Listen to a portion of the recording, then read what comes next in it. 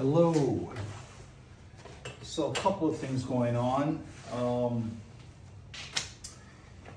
Before I get to opening this box, something that I'm really excited to do, I wanted to show you the results of the staining that we did yesterday. And this is actually my bad. As you can see, it's kind of blotchy here. And that's because different areas of the wood are going to absorb the stain differently. And so you get this blotching effect, which is obviously not a good look. So what it turns out I needed to do, we've got the same thing going on over here on this part, very unfortunately. What I needed to do, in just sort of my excitement to slap some stain on here and get these parts finished, I could assemble something closer to the real deal, still in the prototype phase. I didn't take the step that I should have taken, which was, first of all, to sand the surface with at least 180 grit sandpaper. First mistake. Second was to apply what I now know exists, which is a pre-stain conditioner. And what this does is it's kind of like a really thin diluted varnish or lacquer. And what it does is it fills up the grain in the wood and prevents different degrees of absorption, which is what causes this. So one of the things I'm going to do today is try and correct this as best I can by sanding it and sort of redoing the whole thing. How that's going to turn out, I am just not sure. But yeah, that was a silly mistake. And that was another example of how haste generally makes waste. Okay, to this box. This is coming in from a company called SendCutSend. And if you don't know SendCutSend, it's a really cool operation. Basically, if you send them digital files, they have a wide variety of processes that they're able to accomplish. The nice thing about it is you get instantaneous quotes. The system actually checks your files to see whether or not their material specifications have been met. You might need a certain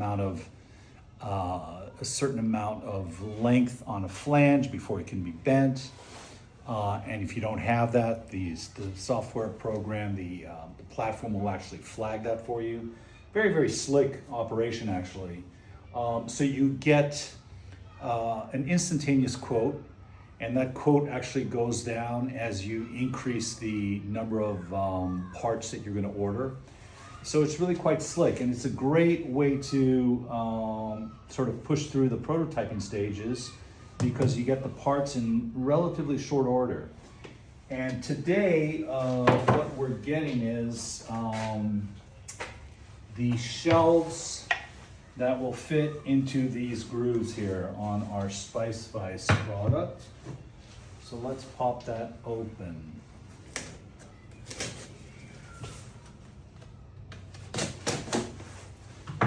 Again, this had been sort of the original approach.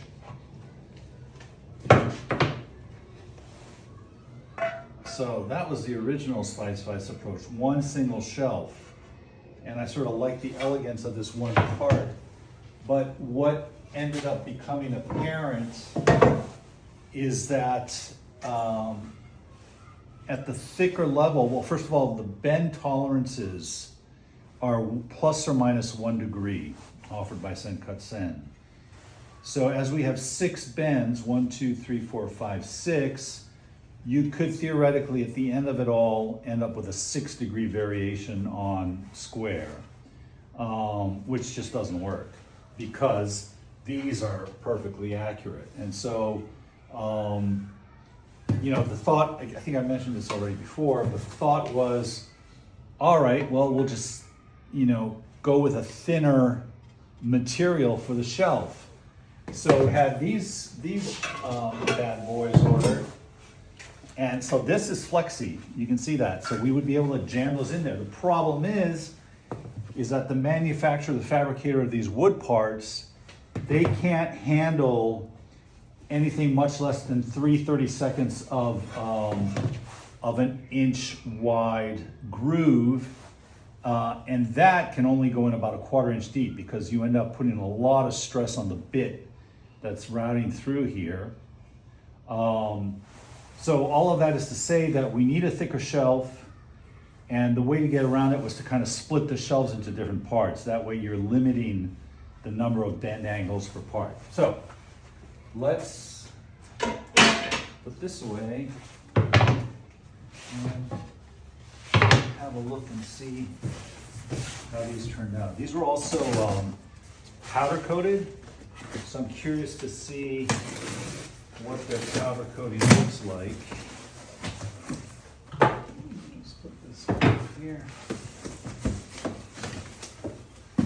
They have this really cool kind of packing material. I don't know exactly how this.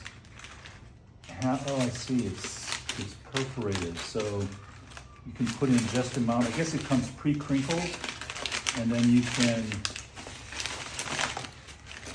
it perforated? Yeah, see, this comes perforated, so you can actually perforate it, rip it off at the correct length. But whether or not the crinkling happens before or after the length, I'm not sure, but it works really well. I've actually saved this. I saved this stuff because when I need to send a box out, it works really well. So SendCutSend is heavy into the marketing. They always throw in these little Sour Patch things, and not to be a snob, I think they're pretty god-awful, so I usually just toss them away, unfortunately. They're full of crap. It's a sweet thought. Here we go.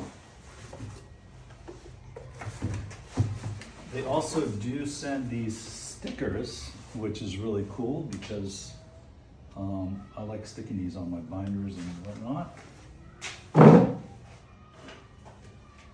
So here you see this powder coating in 7 colors, 5 finishes.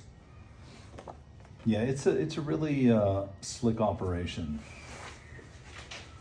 Plus they've been really helpful. I had some interfacing with a guy named Josh out there who had some really excellent suggestions along the way as we were trying to figure out how to deal with this problem of a too thin shelf versus a thicker one. This is starting to nicely pack too. See, they've got foam between the shelves to prevent scratching. That's a nice touch. Appreciated.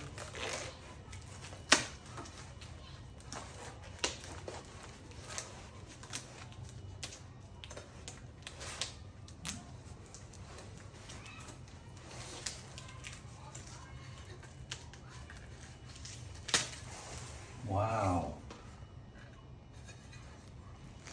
That is looking pretty sharp.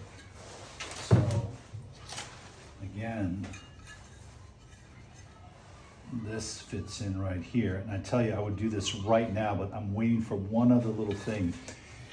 As you can see, the router bit obviously that goes in here is round. And so you end up with the last little pass here, you're gonna have a radius here. This, on the other hand, is flat because this is cut flat and then bent. So I need a little chisel just to take out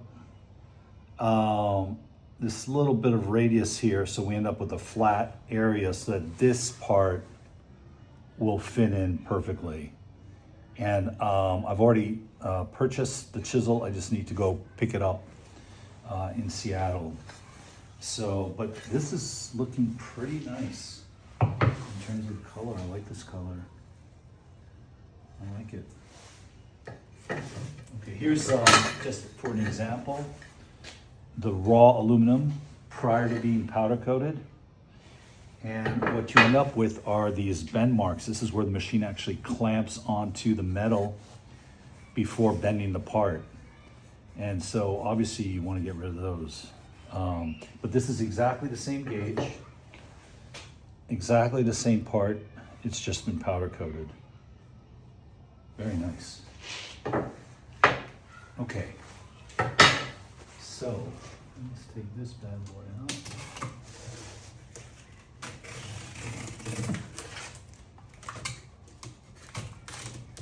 I really like the way they package this. It's all like shrink wrapped onto this piece of cardboard here.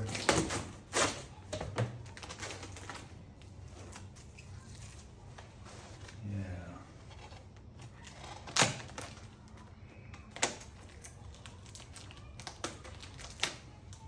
I don't want to use a blade on this because I do not want to scratch this.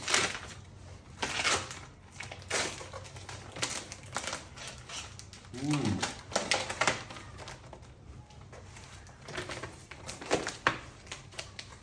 I am liking this.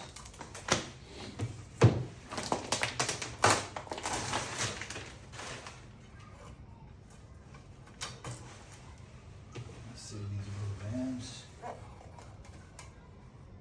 Oh, okay. Well, this is not optimal. Oh, bummer.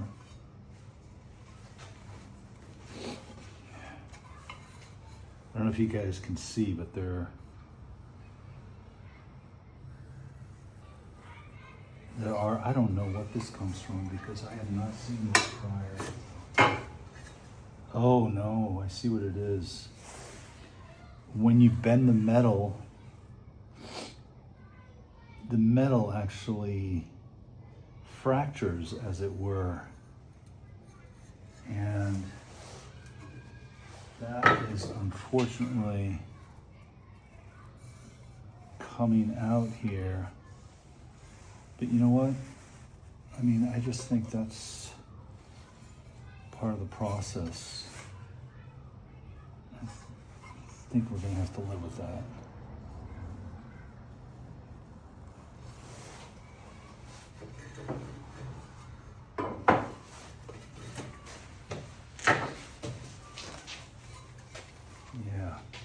I don't know if you can see that. You can see the slight little striations, I guess you might want to call those. All right, well, generally speaking, these look good, but before we can install them into the pieces of wood, and start getting something that looks much closer to a working prototype, or not so much a working prototype, because I have prototypes that work, but a prototype that is pretty much in its finished stages. I need to sort out the finishing on these parts. So I'll leave that for now and get back to you when we can actually put the product together.